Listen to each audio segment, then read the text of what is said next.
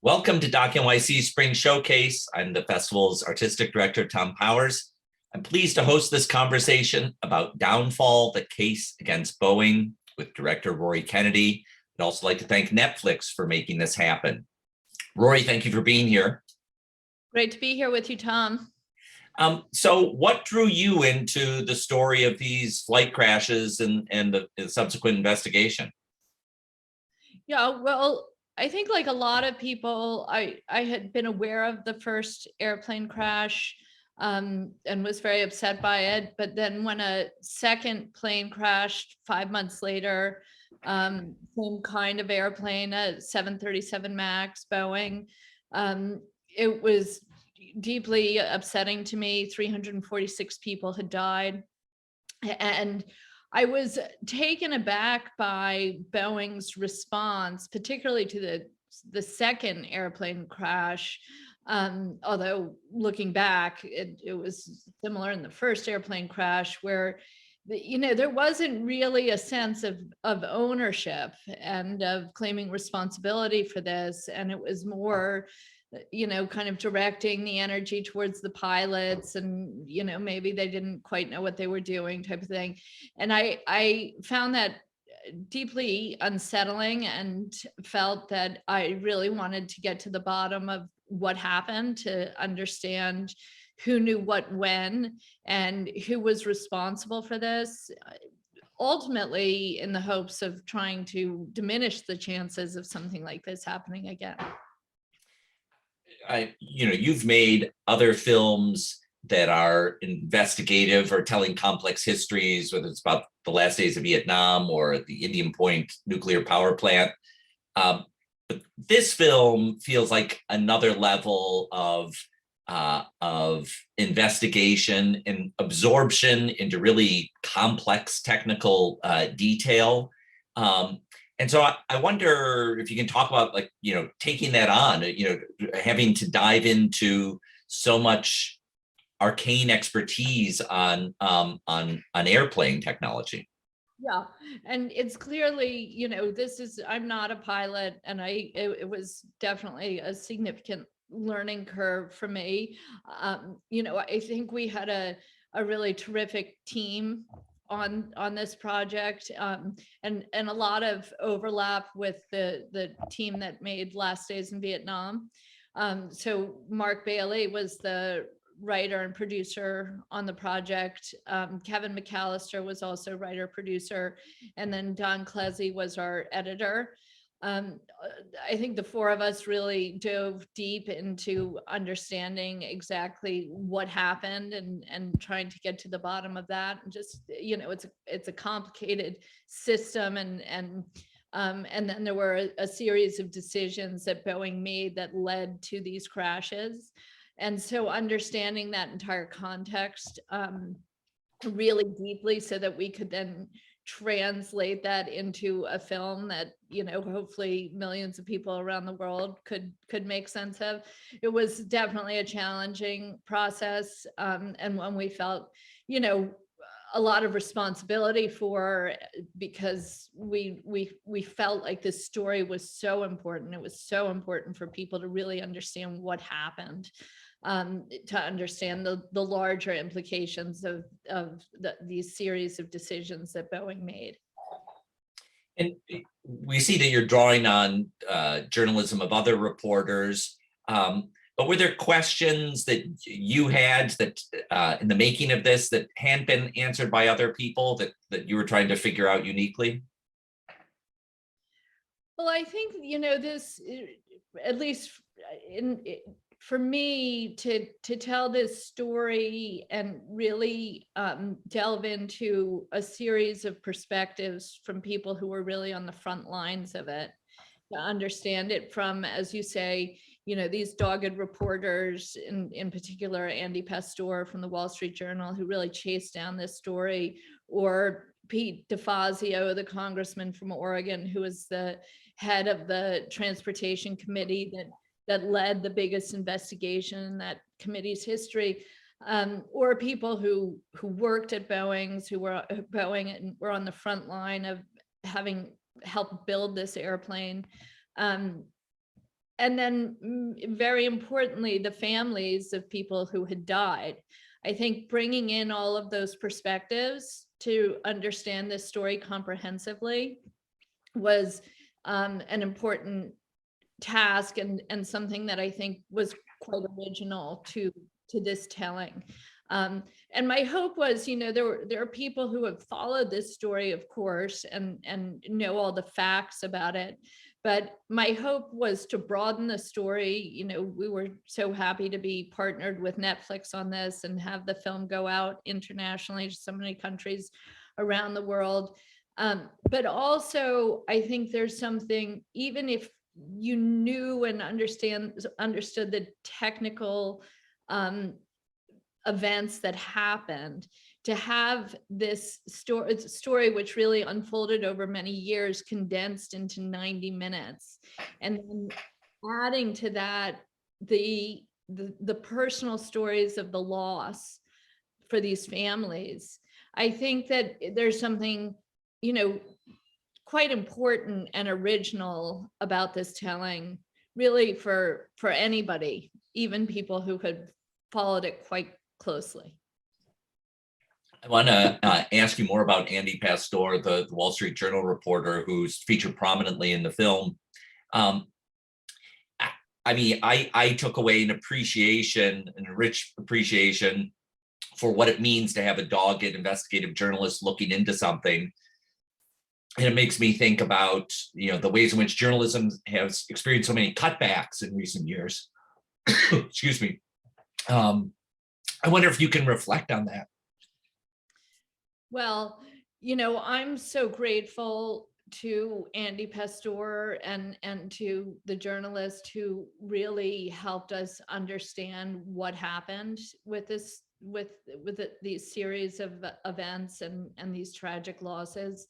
I don't think we would be at this point today, where Congress did the investigation without these journalists helping Congress understand the importance of this story, and really starting to get to the bottom of what exactly happened. That we now, know that Boeing, as far back as 2013, tried to hide the existence of the MCAS system.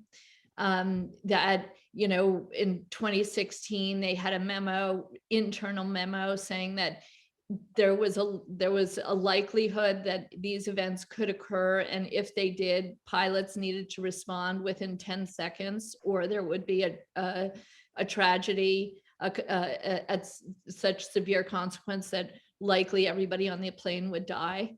That we know about these memos and this evidence is both a combination of these journalists and then the decision Congress DeFazio to really turn this into this significant investigation. So, in the tragedy and the horror of these events and understanding what Boeing did, there is this extraordinary silver lining, which is just a reminder of how important not only these journalists are to keeping us safe, how important Congress is, and these individual Congress people making, thoughtful decisions, but also the families turning into advocates, in the face of this horrendous loss.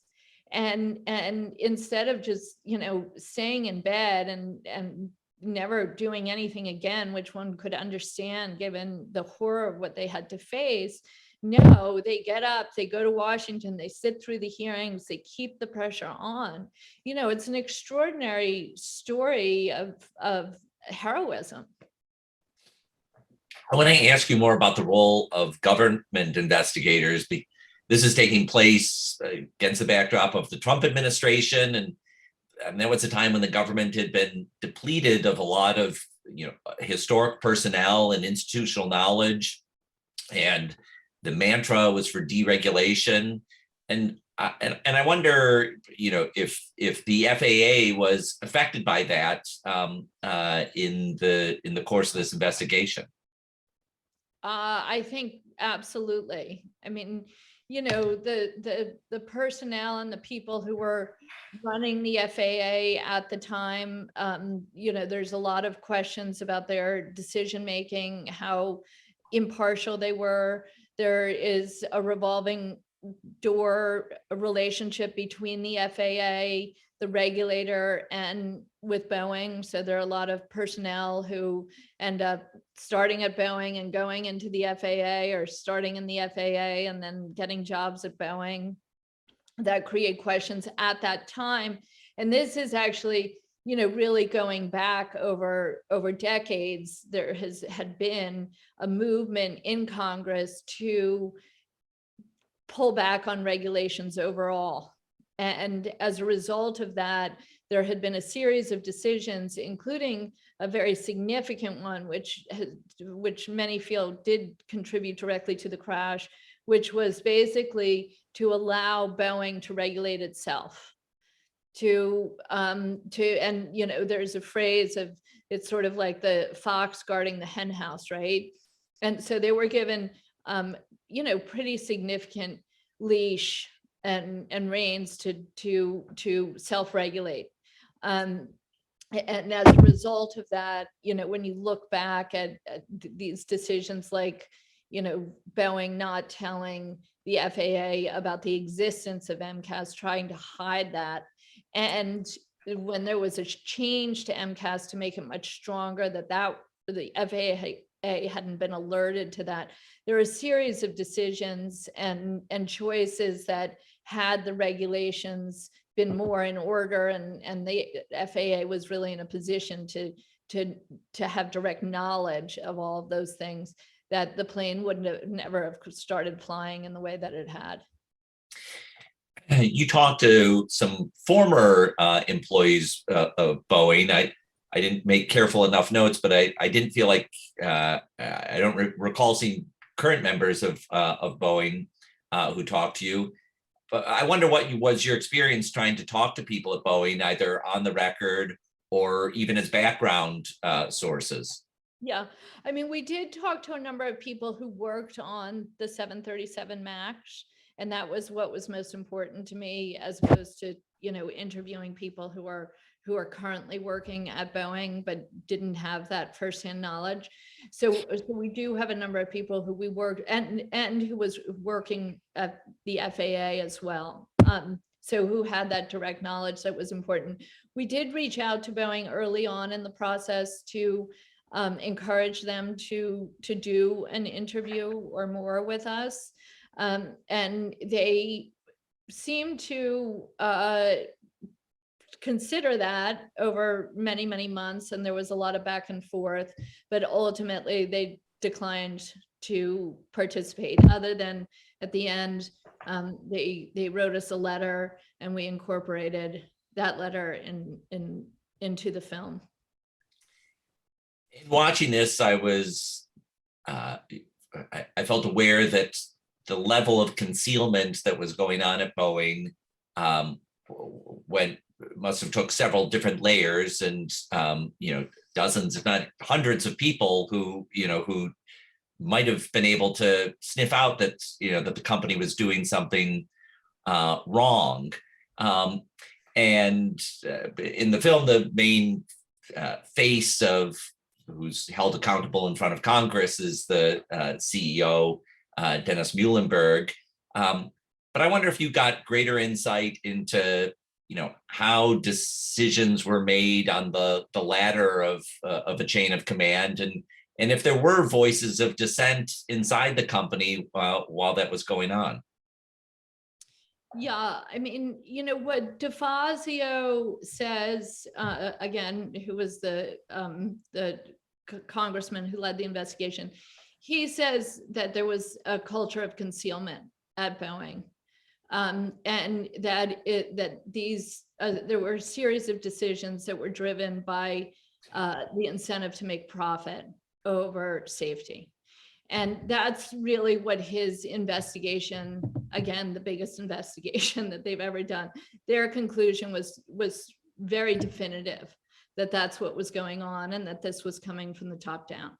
I think the film, as you've seen and the audience here has seen, I think kind of broadens the story of Boeing to look back at the historical choices, the merger with McDonnell Douglas, for instance, the move away from Seattle, have the headquarters in Chicago so that they didn't have to be held accountable by the employees and the workers in the same way that they had been historically. The pressures from Wall Street that they acquiesced to.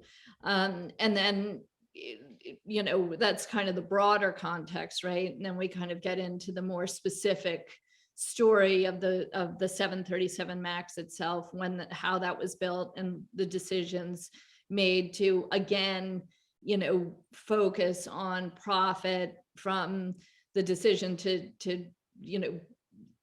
redo a 737, which was a model that was built in the 1960s, as opposed to building a new airplane. And from that point on, a series of compromises of how to make this plane quickly, efficiently, get it out to market, even when there was knowledge that the plane was not operating at standards.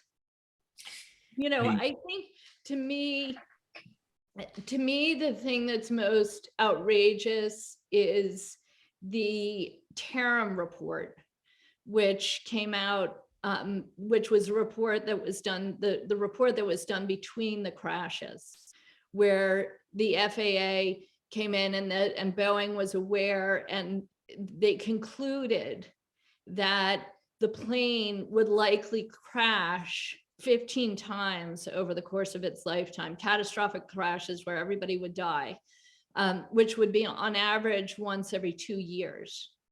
And Boeing, along with the FAA, made the decision to keep the plane in the air. And that decision was made because it was going to cost them too much money to ground the plane and fix the plane while it was grounded. So they said, well, let's fix it while it's in the air, and I'm sure we'll get it fixed before the next one crashes. That speaks to such a level of cynicism and of prioritizing profit over people's lives.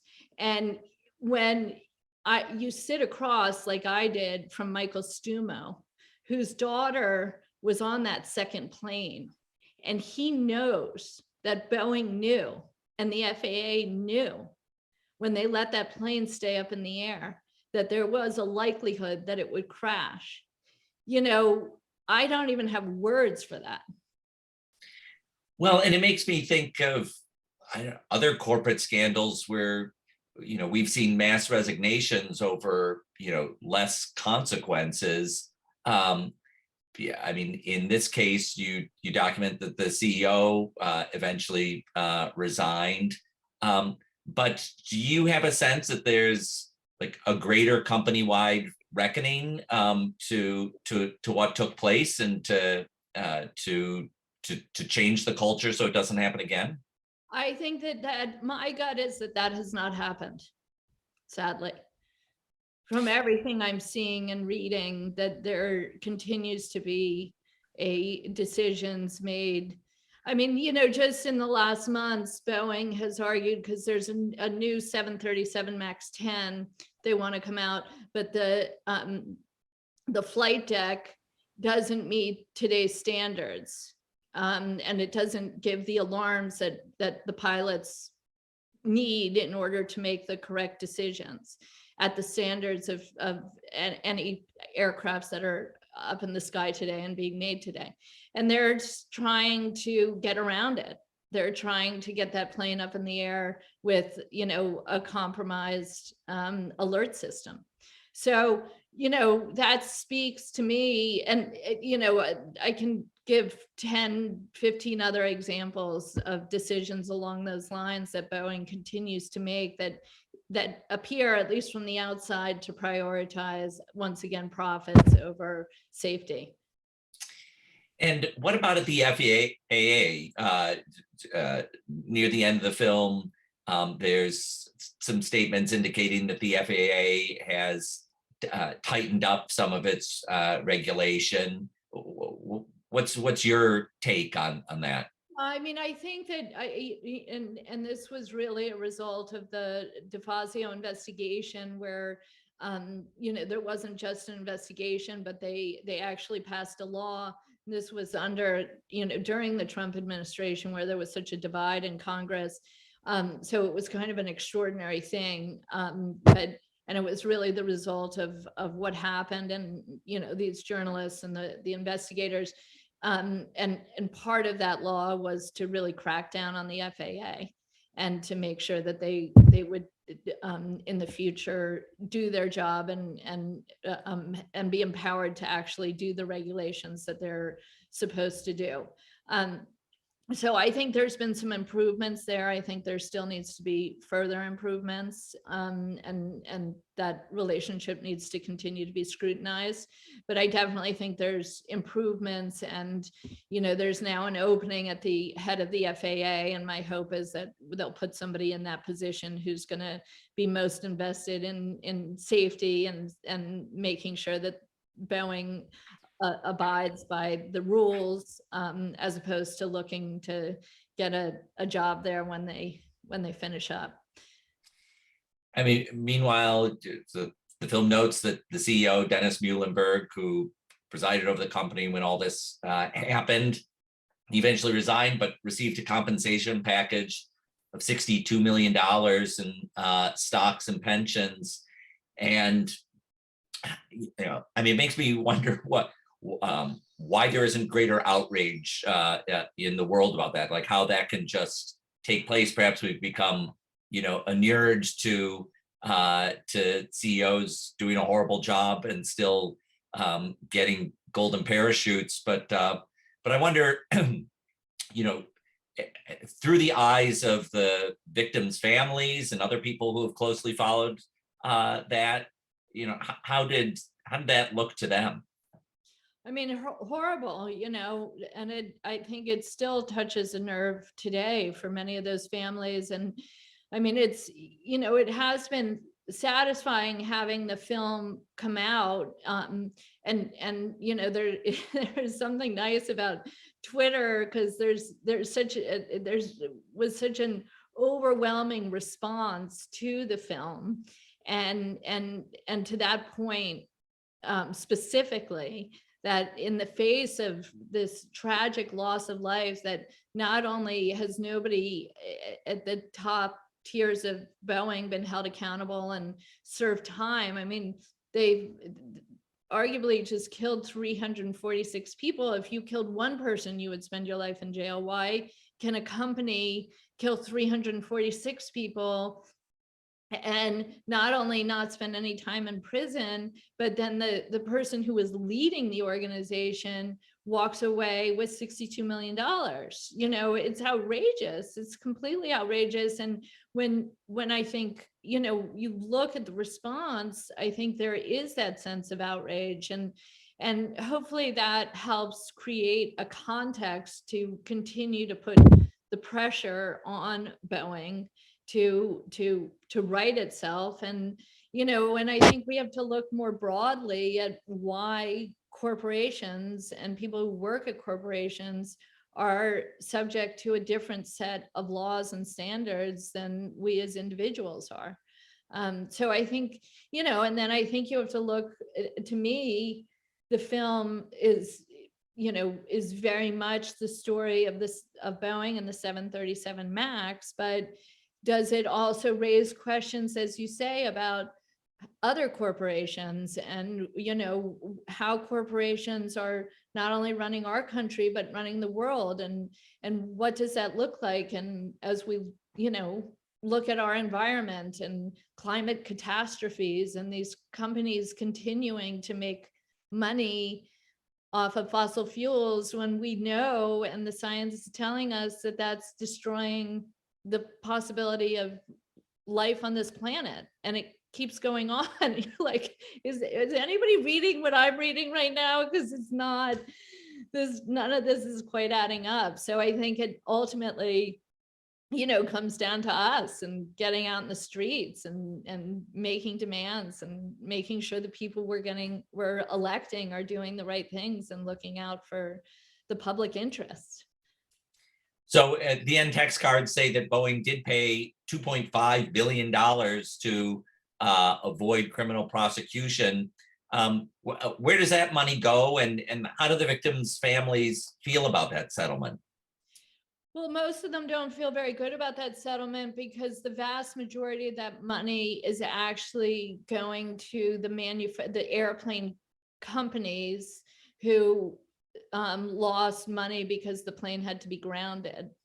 So it seems like a much bigger amount than actually they paid as a result of these, the fact of the crashes. It's the consequence, the kind of corporate consequence of having to ground the planes.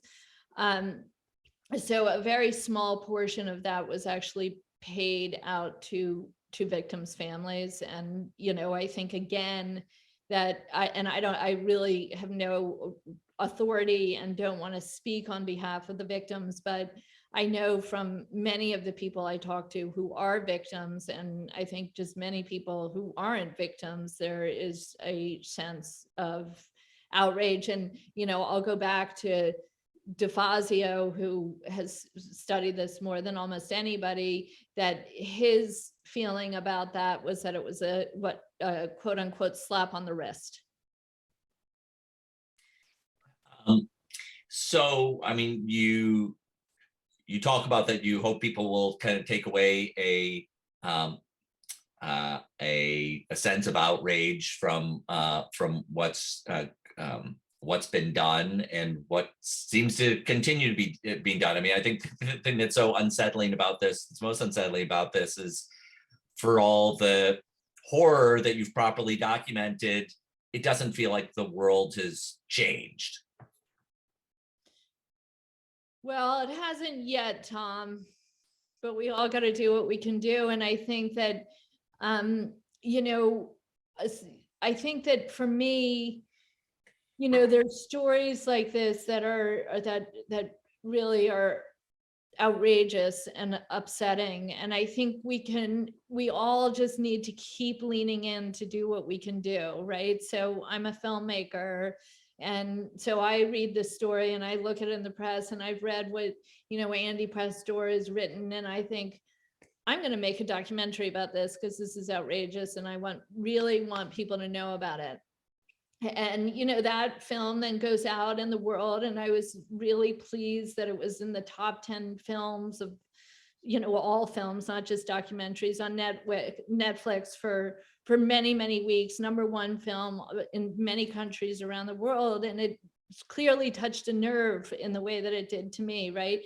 And so then all these people are watching it. What are they doing with that information? And are they saying, I'm going to be a journalist, or I'm going to go protest in the street, or I'm going to put the pressure on? DeFazio saw this, and he's going to do an investigation. Andy saw this story. I'm going to write about this. You saw my film, thank you very much. And you say, I'm going to interview Rory and broaden her platform. And we're all contributing, right? And then we have to take that and keep putting the pressure on and just keep at it every step of the way. Well, I hope the people at Boeing and the FAA and other corporations are watching it and taking away lessons. Roy, thank you very much for the film and for taking time with us today. Great talking to you always, Tom. Nice to see you. Thanks. Thanks.